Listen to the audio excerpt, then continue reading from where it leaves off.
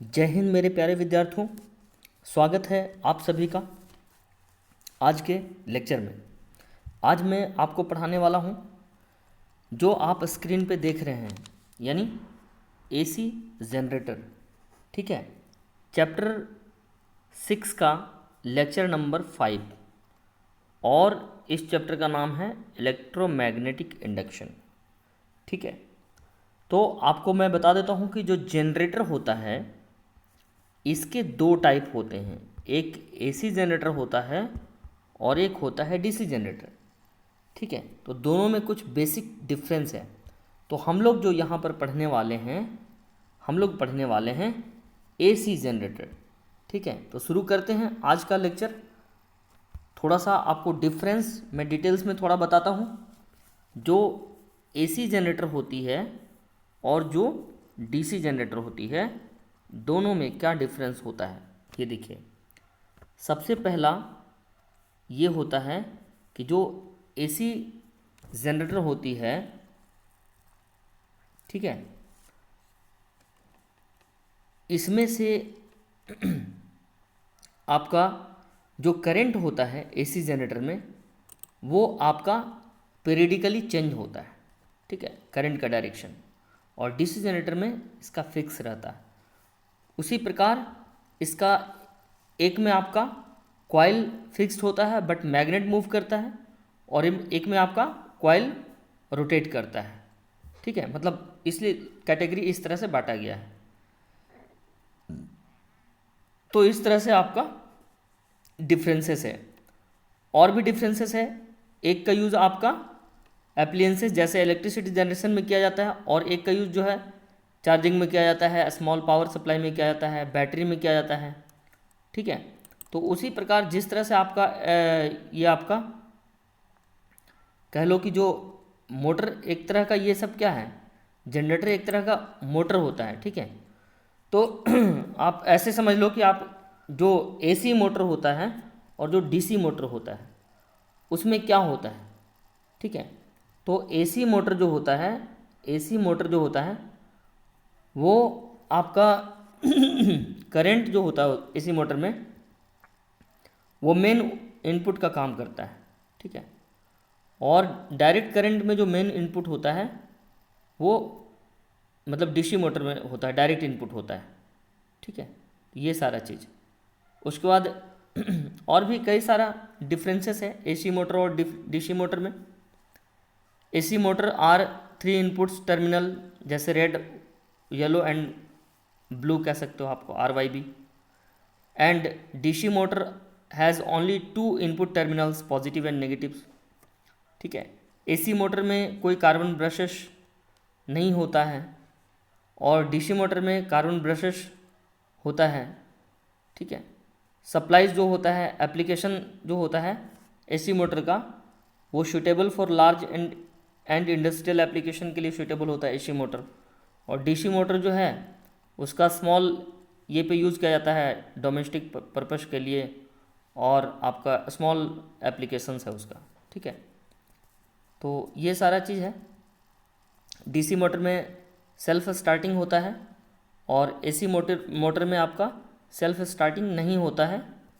वो AC motor जो होता है वो कुछ एक्सटर्नल स्टार्टिंग इक्विपमेंट्स का इस्तेमाल करता है।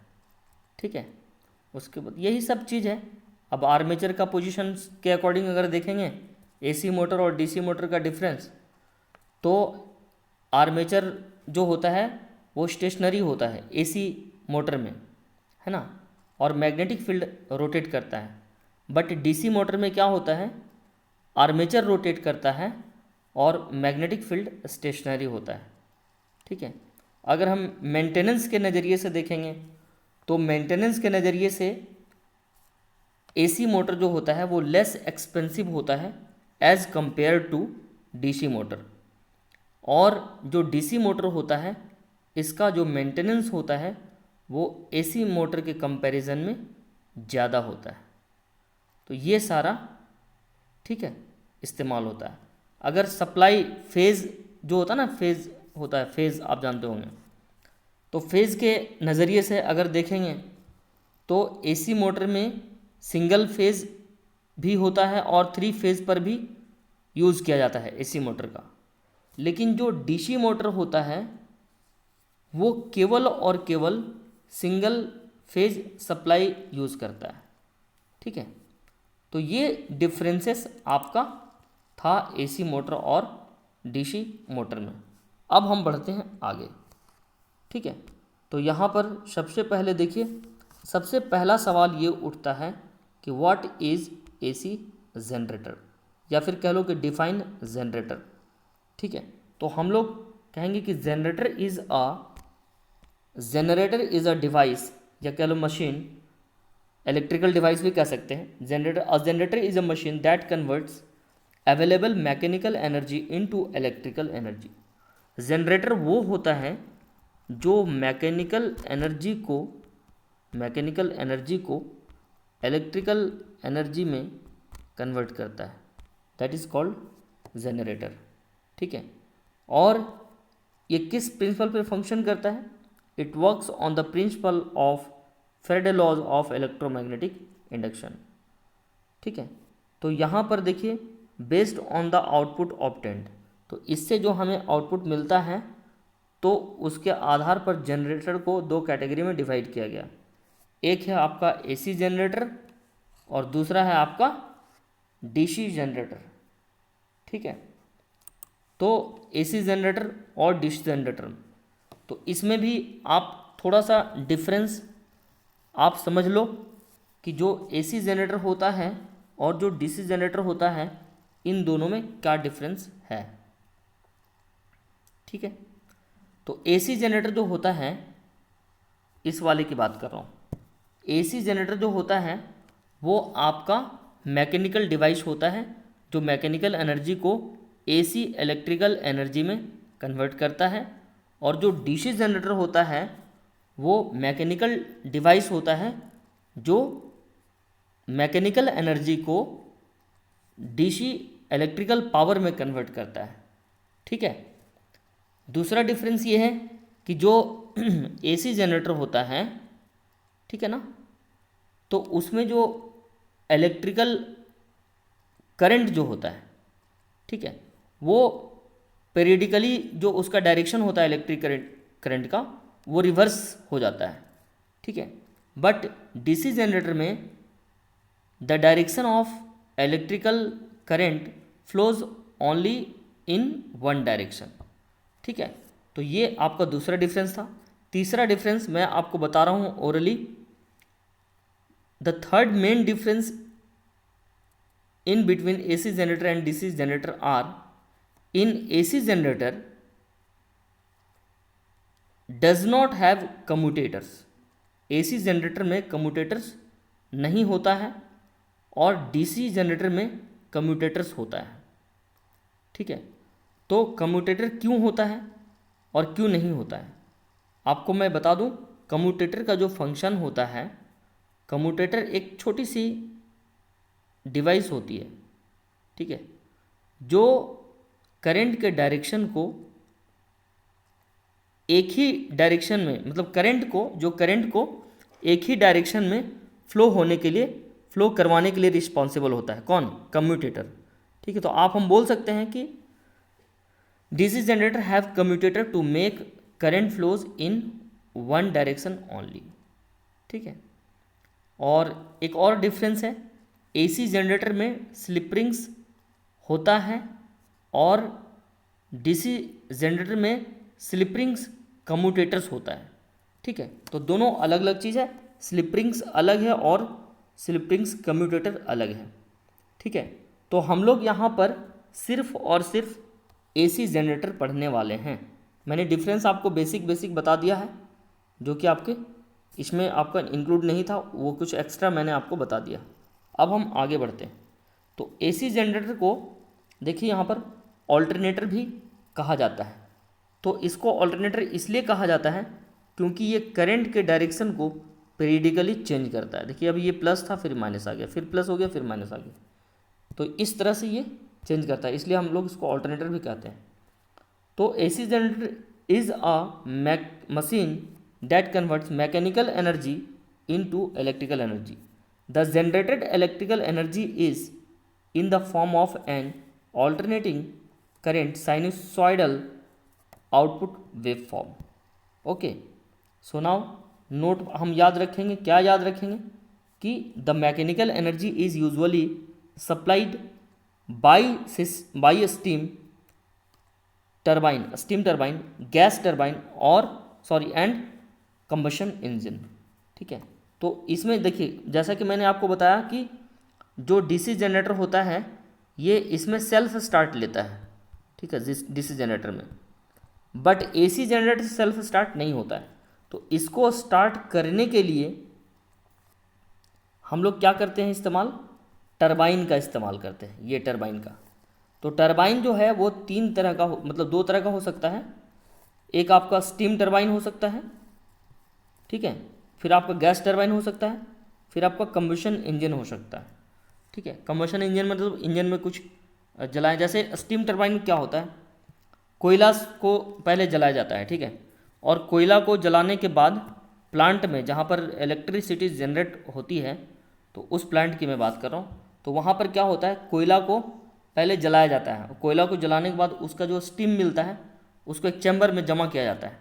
ठीक है, फिर उस चैम्बर में जमा करने के बाद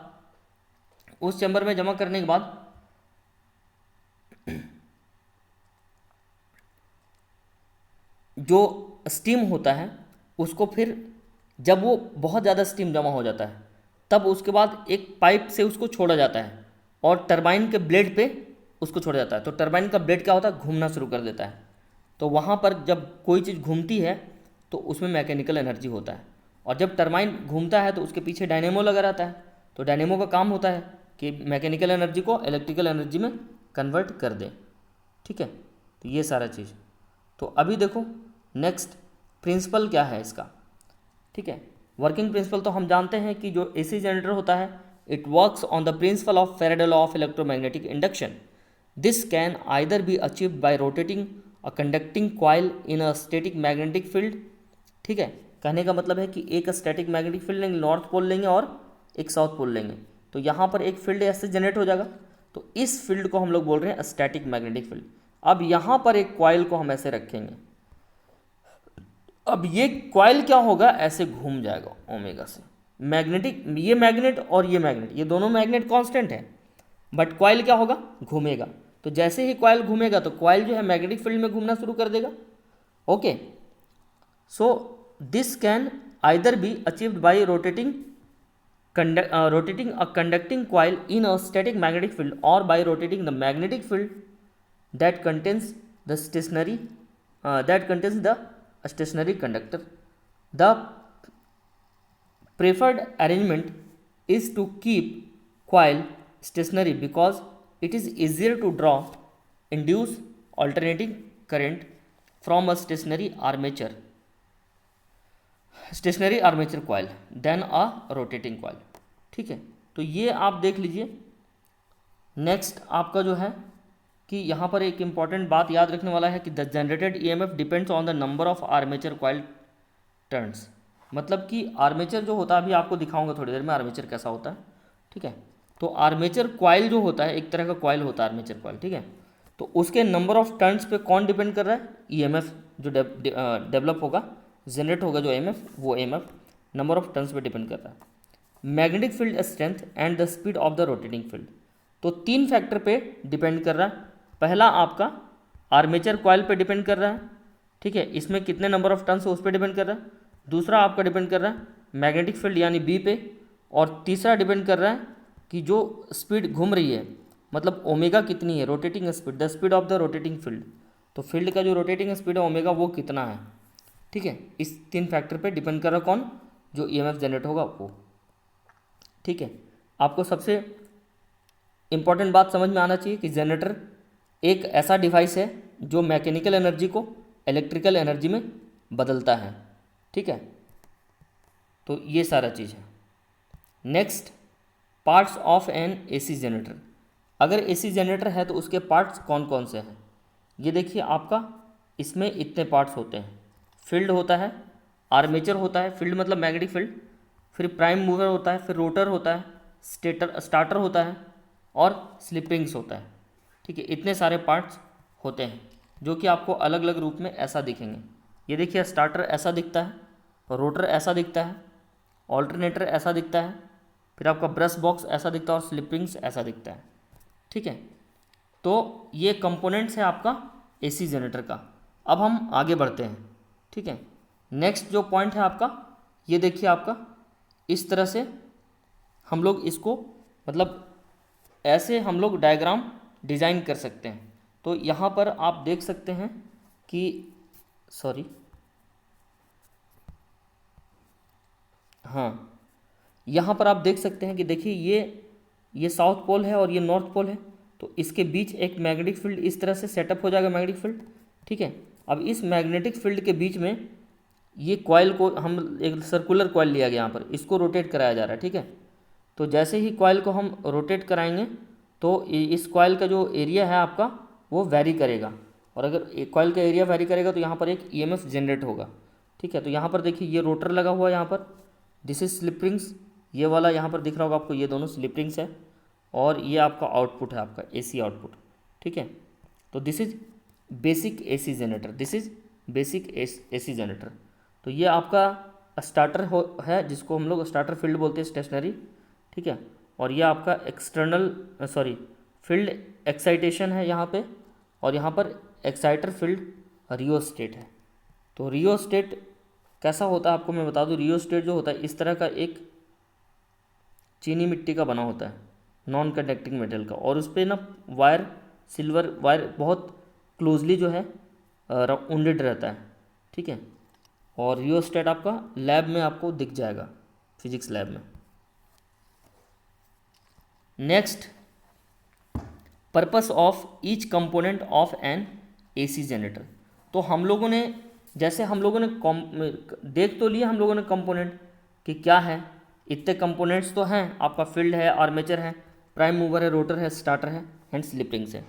बट इस सभी कंपोनेंट्स का इस्तेमाल क्या है वो हम अभी देखने वाले हैं, ठीक है।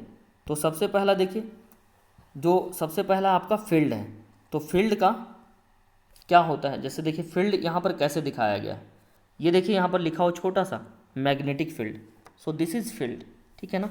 एक तरफ मैंने नॉर्थ पोल लिया, दूसरी तरफ साउथ पोल लिया, दो मैग्नेट को इस तरह से अपोजिट सेंस में अरेंज करके उसको रखा गया, फिक्स रखा गया, और बीच में कॉइल को रखे हैं, ठीक है। ये देखो आपका जो ABCD है यहाँ पर, ये कॉइल है, क्लियर है।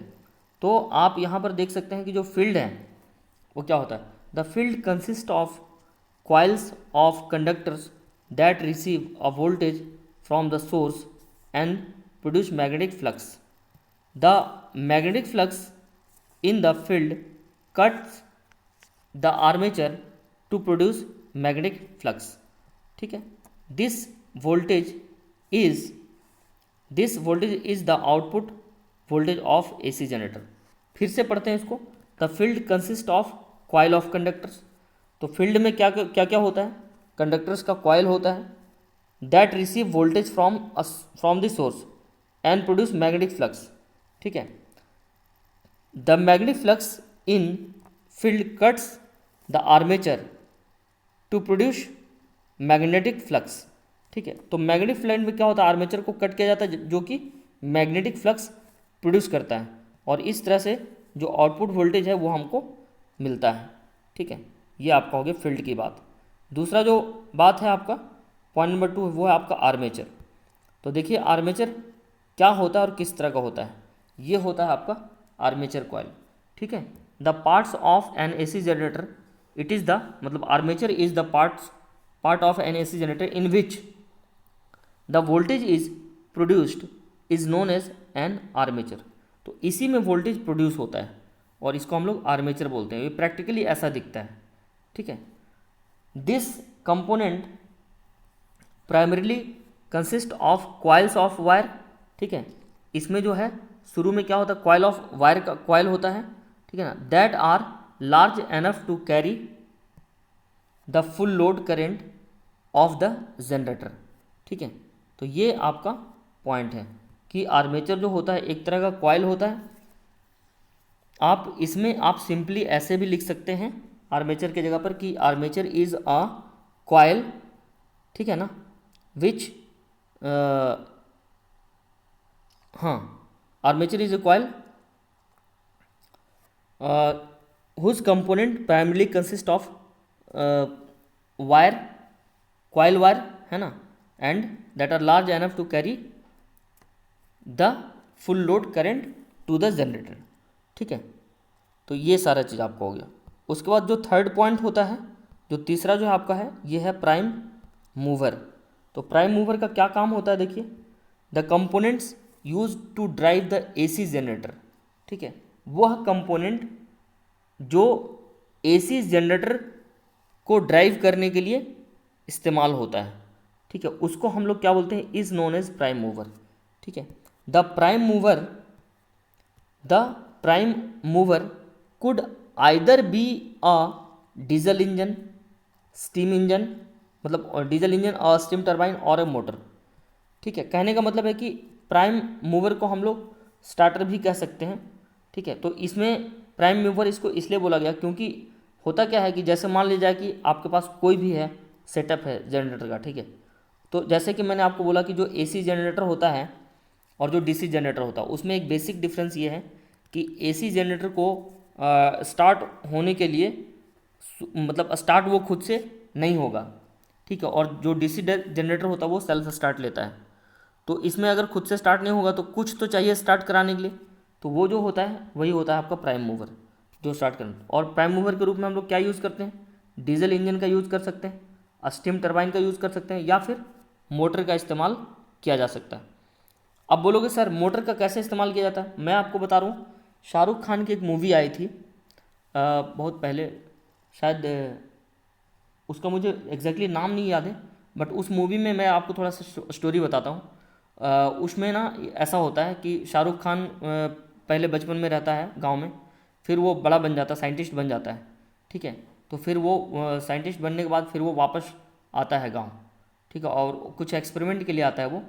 वहाँ पे एक्सपेरिमेंट करते करते उसको रियलाइज़ होता है कि गांव में लोगों के पास जो मतलब बिजली की सबसे अधिक कमी है।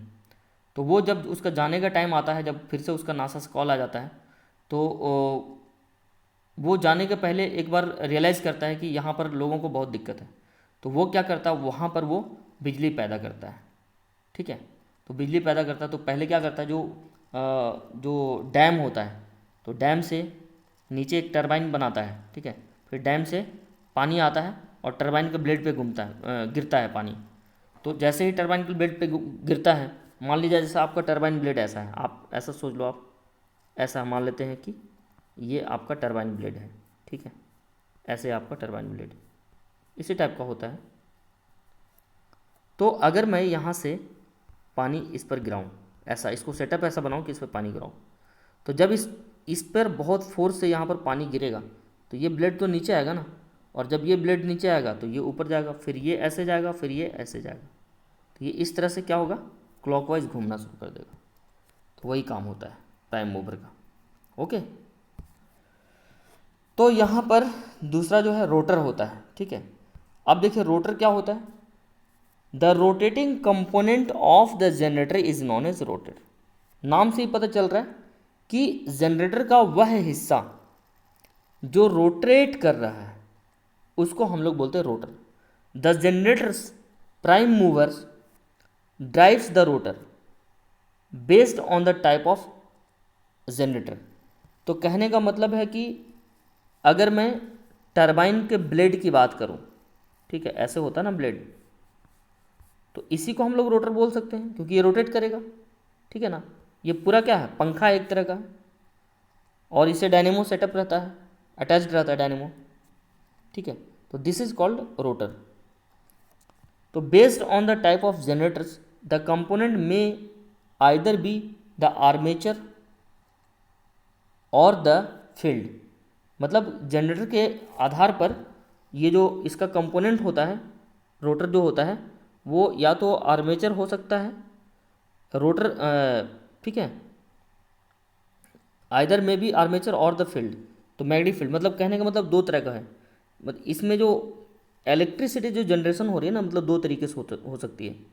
एक है कि आप कॉइल को कांस्टेंट रखें और फील्ड को रोटेट करा दें। ठीक है, और दूसरा है कि फील्ड को कांस्टेंट रखें और कॉइल को ऐसे घुमा दें, ठीक है। तो दोनों तरीके से हो सकता है।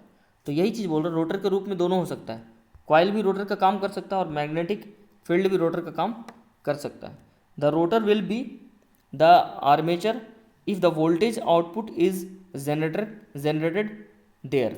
The rotor will be the field if the excitation is applied there. Now next point, ये देखिए रोटर ऐसा होता है, ठीक है। तो यहाँ पर एक रोटर दिखाया गया आपको, ये इलेक्ट्रिकल सैंपल है। मैं इसको कोशिश करता हूँ आपको बड़ा करके दिखाने का, ठीक है। ये मैं आपको बड़ा करके दिखाता हूँ। तो ये देखो आपका, ये देखिए ऐसे, ठीक है। तो ये जो आप देख रहे हैं यहाँ पर देखिए, ये 3 फेज़ है, AC आउटपुट है, ये कंडक्टर है, ठीक है। तो रोटर देखिए कहाँ पर लगा हुआ है, यहाँ देखिए, ये है आपका रोटर। ये जो है ना, ये कॉइल घूमेगा, ठीक है। ये जो है आपका ऐसे घूमेगा, ये पूरा क्लियर है। तो आपको समझ में आ गया हो रोटर क्या होता है, क्लियर है। तो नेक्स्ट जो है आपका रोटर के बाद हम लोग बढ़ते हैं आगे, स्टार्टर होता है, ठीक है। तो अब देखिए स्टार्टर क्या होता है। Starter of an AC generator is the stationary part, ये एक स्टेशनरी पार्ट होता है। As the rotor this component may be armature of the field, field का आर्मेचर हो सकता है। Depending on the type of the generator the starter will be the armature if the voltage output is generated there. The stator will be the field if the field excitation is applied there, ठीक है। तो ये चीज़ आपका हो गया आपका stator के बारे में। नाउ नेक्स्ट स्लिप रिंग्स, ये बहुत इंपॉर्टेंट है, स्लिप रिंग्स को समझना चाहिए। स्लिप रिंग्स क्या होता है, एक मतलब ऐसा होता है, ठीक है। जैसे मान लीजिए कि मैं आपको एक ऐसा, मेरे पास पाइप है, तो हम यहाँ पर कुछ ऐसा लगाएंगे, इस तरह से लगाएंगे, यहाँ पर एक स्लिप रिंग्स बनाएंगे ऐसे करके, हाफ रिंग करके, ठीक है। तो ये जो पाइप, अगर इसको मैं ऐसे घुमाऊँ, ऐसे ओमेगा से घुमाऊँ, तो ये क्या होगा ना, रोटेट होगा, ठीक है। इसका भी एनिमेशन आपको दिखेगा, तो इसलिए डोंट वरी, ठीक है। तो आगे हम लोग देखेंगे इसका एनिमेशन। तो slip rings are electrical connections that are used to transfer power to and fro from the rotor of an AC generator. They are typically designed to conduct the flow of current from a stationary device to a rotating one, ठीक है। तो ये होता है आपका slip rings, देख लो ऐसा होता है, ठीक है। इसको भी जूम करके देखना है क्या, दिखा देता हूँ इसको भी जूम करके, ठीक है। यहाँ पर आप देख सकते हैं जूम करके, दिस इज़ स्लिप रिंग्स, ये देखिए। तो स्लिप रिंग्स का खासियत देखिए, ये जो जैसे कॉयल आया है ना, तो ये कॉयल आकर एक ये जो एक वायर है, ये इस वाले रिंग के साथ जुड़ा है और ये दूसरे वाले रिंग के साथ जुड़ा है, ठीक है। तो मतलब जब ये रोटेट करेगा, ठीक है, तो जब ये रोटेट करेगा तो देखिए यहाँ पर ये, इसको बोलते हैं कार्बन ब्रशेस, ठीक है। तो कार्बन ब्रश होता है। तो कार्बन ब्रशेस का क्या काम रहता है कि ये कनेक्शन को मेंटेन रखता है बस, और दूसरा और कोई काम नहीं है। तो जैसे ही कॉइल घूमेगा, तो कॉइल घूमेगा, तो ये जो होता है ना, जब कॉइल घूमेगा तो एक वायर जो है वो S1 के साथ, स्लिप रिंग्स को हम लोग S1 और S2 बोलते हैं, तो एक एंड जो है S1 के साथ ऐड रहेगा और दूसरा एंड जो है S2 के साथ ऐड रहेगा, ठीक है। और इस तरह से जब घूमेगा तो कॉइल जो है आपस में बंच नहीं बनेगा और बंच बन के फिर टूटेगा नहीं, ठीक है। तो ये आपका स्लिप रिंग्स था आपका, ठीक है। Now next working of an AC generator. AC generator कैसे काम करता है सबको पता है, Faraday law of electromagnetic induction पे काम करता है। तो होता क्या है, when the armature rotates between the poles of the magnet upon the axis perpendicular to the magnetic field. The flux linkage the armature changes continuously, hence an EMF is induced in the armature. This produces an electric current that flows through the galvanometer and the slip rings and the brushes. The galvanometer swings positive and negative values. This indicates there is an alternating current flowing through the galvanometer. The direction of induced current can be identified by using Fleming's right hand rule. ठीक है, तो कहने का ये मतलब है कि when the armature rotates between the poles of the magnet, अगर ऐसे है आपका, जैसे नॉर्थ पोल है और ये साउथ पोल है, तो यहाँ पर जब आर्मेचर कॉइल जो है ऐसा, ठीक है, तो ये जब कॉइल रोटेट करता है तो ये कॉइल कैसे रोटेट करेगा, ऐसे रोटेट करेगा, तो ऐसे रोटेट करेगा तो कभी ऐसे है, फिर थोड़ी देर बाद ऐसे हो जाएगा, है ना, ऐसे हो जाएगा थोड़ी देर बाद। तो ये आपका 3D एनिमेशन है जो कि आपको दिखने वाला है। ठीक है, तो यहाँ पर जब ये बोल रहा है when the armature rotates between the poles of the magnet upon its upon an axis perpendicular to the magnetic field, magnetic field अगर ऐसे है, ठीक है, तो इसका परपेंडिकुलर, ये मैग्नेटिक फील्ड है तो इसके परपेंडिकुलर कॉइल ऐसे रोटेट करेगा। ठीक है, ये देखो इस एक्सिस के अकॉर्डिंग, तो ये जो एक्सिस है आपका, ये वाला axis, this axis is perpendicular to this magnetic field, आई बात समझ, और इसी एक्सिस के अकॉर्डिंग कॉइल रोटेट करेगा। तो वही कह रहा है कि when the armature rotates between the poles upon the axis upon an axis perpendicular to the magnetic field, the flux linkage of the armature changes continuously. तो कहने का ये मतलब है कि अगर ये नॉर्थ पोल है और ये अगर साउथ पोल है और हम यहाँ पर किसी कॉइल को ऐसे रोटेट करा रहे हैं, ठीक है, तो यहाँ पर कॉइल जब रुका हुआ था तब तो कोई दिक्कत नहीं था, तो मेरा मैग्नेटिक फील्ड क्या है, फील्ड तो मेरा कांस्टेंट है। लेकिन अगर कॉइल घूमेगा तो जैसे जैसे कॉइल घूमेगा तो कॉइल का जो एरिया वेक्टर होगा, ठीक है, तो कॉइल का जो एरिया वेक्टर होगा, कॉइल का जो एरिया वेक्टर होगा, ठीक है, और जो मैग्नेटिक फील्ड होगी, इसके बीच जो थीटा होगा, ये थीटा चेंज होगा, और अगर थीटा चेंज होगा तो इस फॉर्मूला के according phi equals to B A cos theta, तो इसके अकॉर्डिंग क्या होगा, फ्लक्स भी चेंज होगा, और अगर फ्लक्स चेंज होगा तो Faraday law of electromagnetic induction के अकॉर्डिंग ई इक्वल्स टू क्या होता है, minus of N into d phi by d t. तो देखिए फाई ही चेंज हो रहा है, तो अगर ये वेरिएबल है तो यानी d phi by d t ये भी क्या होगा, चेंज होगा और अगर ये चेंज होता है तो एक ईएमएफ इंड्यूस्ड हो जाएगा, वही चीज़ आपका है। तो यहाँ पर देखिए एनिमेटेड वीडियो है आपका, ये देखिए,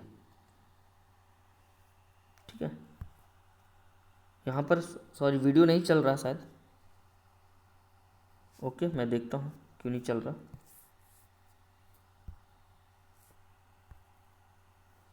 नहीं चल रहा, कुछ फॉल्ट है, कोई बात नहीं, आपको समझ में तो आ ही गया होगा कि मैं क्या बताना चाह रहा हूँ आपको। ठीक है, तो ये सारा चीज़ है आपका।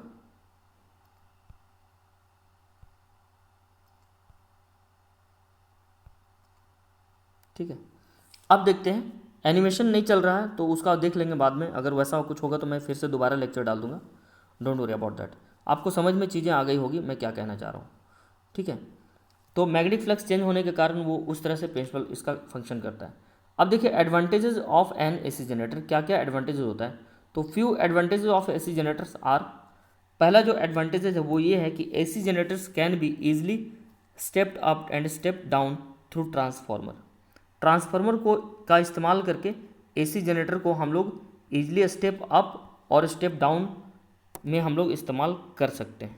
ठीक है, अब ये देखिए स्टेप अप और स्टेप डाउन ये दोनों आपका नया वर्ड है, तो ये आपको मैं बता दूं कि स्टेप अप और स्टेप डाउन जो है ये ट्रांसफार्मर एक टॉपिक पढ़ना है आपको, उसमें आपको पढ़ना है, जो कि मे बी आप आगे चैप्टर में पढ़ोगे, नेक्स्ट चैप्टर में। ठीक है, सिंपली आप ये समझ लो कि जो स्टेप अप ट्रांसफार्मर होता है वो वोल्टेज को बढ़ाने का काम करता है, और जो स्टेप डाउन ट्रांसफार्मर होता है वो आपका वोल्टेज को घटाने का काम करता है।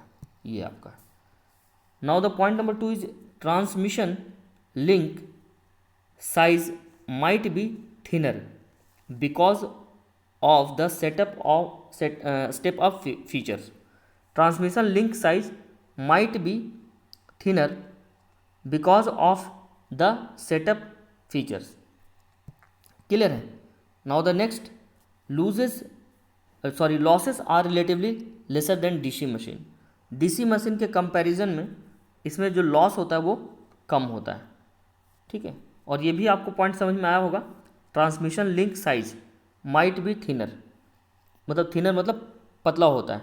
ये एक नया टर्म है आपके लिए, ट्रांसमिशन लिंक साइज, ठीक है ना। और ये कैसे होता है, सेटअप फीचर्स के अकॉर्डिंग होता है। Okay, now the fourth advantages of AC generator is size of the AC generator are relatively smaller than DC generator. तो आपने प्रैक्टिकली भी देखा होगा कि हमारे दैनिक जीवन में हम लोग कई बार जैसे शादी वगैरह में जनरेटर लगाते हैं, ठीक है। तो जो DC जनरेटर होता है वो काफ़ी ज़्यादा बड़ा होता है उसका साइज, ठीक है। और वो मतलब साउंड पॉल्यूशन भी क्रिएट करता है। तो ये सारा है ना। अब देखिए, तो बात है कि क्या AC जनरेटर का कुछ डिसएडवांटेजेस है क्या? बिल्कुल है। 2 डिसएडवांटेजेस हैं इसके। उसमें से नंबर 1 जो है वो ये कहता है कि generating large scale AC power using AC generators can be extremely hazardous, ठीक है। तो अगर हम लोग AC पावर का इस्तेमाल करके, मतलब AC पावर, अगर लार्ज स्केल का AC पावर अगर जनरेट करते हैं AC जनरेटर का इस्तेमाल करके, तो वो कैन बी एक्सट्रीमली हजार्डस, मतलब वो काफ़ी ज़्यादा नुकसानदायक हो सकता है। जो दूसरा डिसएडवांटेजेस है वो ये है, the flow of electricity through generator and transformer coils produces resistive heat. This heat can damage the insulation and cause a fire. तो यहाँ पर जो इलेक्ट्रिसिटी जो फ्लो होता है थ्रू जनरेटर के थ्रू जो इलेक्ट्रिसिटी फ्लो होता है और ट्रांसफार्मर में, तो कॉयल जो है वो रेजिस्टिव हीट प्रोड्यूस करता है, ठीक है। अब मान लीजिए कि मेरे पास कोई जनरेटर है, ठीक है ना, और इसमें मैंने कॉयल लगा के रखा है और इससे मैं इलेक्ट्रिकल एनर्जी पैदा कर रहा हूँ, ठीक है, प्रोडक्शन कर रहा हूँ। तो प्रोडक्शन कर रहा हूँ तो कॉयल क्या होगा, घूमेगा घूमेगा घूमेगा, तो कॉयल क्या होता है, गर्म होता है। तो गर्म जब कॉयल होगा तो उस समय कॉयल अगर गर्म हो जाएगा तो काफ़ी ज़्यादा हीट होगा, और हीट होने के बाद वो आग भी लग सकती है। तो वही बोल रहा है कि कॉज अ फायर। तो ये 2 डिसएडवांटेजेस हैं, जो कि बहुत बड़ा डिसएडवांटेज नहीं कह सकते हो इसको, ठीक है। तो ये सारा चीज़ था आपका, ठीक है। तो आज का जो लेक्चर था आपका यही था। मैं आपको बता दूं कि अभी तक मैंने आपको ऑलमोस्ट इस चैप्टर के सारे टॉपिक मैंने आपको पढ़ा दिया है, ठीक है। लेकिन फिर भी अगर किसी स्टूडेंट्स को ऐसा लग रहा है कि मैंने कुछ छोड़ दिया है या फिर मैंने कुछ ऐसा पढ़ाया है जो आपके अंडरस्टैंडिंग से बाहर है, मतलब आउट ऑफ नॉलेज है आपका, तो आप प्लीज़ मुझे बताइए वो चीज़। तो मैं फिर देखूँगा कि उसमें और क्या परिवर्तन किया जा सकता है, और फिर मैं आपको ये भी बताऊँगा कि उसमें हम और क्या नया चीज़ कर सकते हैं। अगर ज़रूरत पड़ेगी मुझे तो मैं किसी पार्टिकुलर टॉपिक पे मैं नया लेक्चर भी आपके लिए डिज़ाइन कर सकता हूँ, मतलब वैसा टॉपिक जो मैं पहले पढ़ा चुका हूँ, ठीक है। बट उसमें आपका कॉन्सेप्ट या तो क्लियर नहीं हुआ है या फिर किसी कारणवश मैं अच्छे से एक्सप्लेन नहीं कर पाया, ठीक है। तो उस केस में आप मुझे मेरे व्हाट्सएप नंबर 7870184583 में व्हाट्सएप करिए, या फिर यूट्यूब पे मेरे कमेंट बॉक्स में आप कमेंट करके मुझे बताइए कि सर ये टॉपिक या आपने छोड़ दिया है या फिर आपने स्किप किया या फिर आप बताए हो लेकिन मुझे समझ में नहीं आया है, ठीक है। तो मैं उसको फिर से आपको एक्सप्लेन कर दूंगा।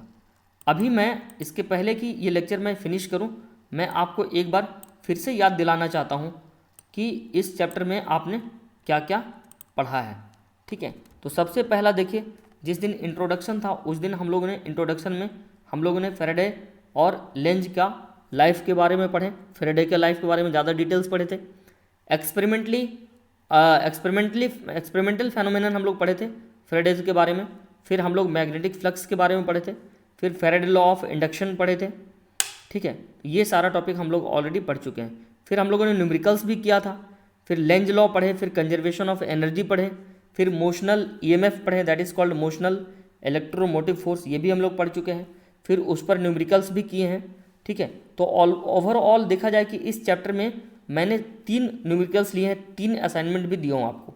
ठीक है, और आज मैं आपको मे बी असाइनमेंट नंबर 4 आज आपको दूंगा। ठीक है, उसके बाद हम लोग एनर्जी कंसिडरेशन देखे थे, एक क्वांटिटेटिव स्टडी देखे थे, फिर एडी करंट क्या होता है, फिर इंडक्टेंस क्या होता है, फिर इंडक्टेंस में 2 तरह का इंडक्टेंस, सेल्फ इंडक्टेंस और म्यूचुअल इंडक्टेंस, और उसके बाद एसी जनरेटर, और उसके बाद आपका एक्सरसाइज। ठीक है, तो एक्सरसाइज मतलब हम लोगों ने ये जो लास्ट में एक्सरसाइज का एक लेक्चर मुझे डालना है, तो देखूंगा अगर मुझे ज़रूरत लगेगा तो मैं एक मिसलेनियस एक्सरसाइज डालूंगा, या फिर अगर लगेगा नहीं, क्योंकि मैंने देखो बीच बीच में मैंने आपको बहुत सारे न्यूमेरिकल्स, इस चैप्टर में मैंने सबसे ज़्यादा न्यूमेरिकल्स कराया आपको। ठीक है, तो न्यूमेरिकल्स कराने का यही मकसद था कि आपका जो बेसिक कॉन्सेप्ट है वो कॉन्सेप्ट आपको अच्छे से क्लियर हो। ठीक है, तो आई थिंक कि आप मेरी बातों को अच्छे से समझ पाएँ, और इसी के साथ आज का लेक्चर मैं समाप्त करता हूँ। जय हिंद, धन्यवाद, आत्मा मलिक।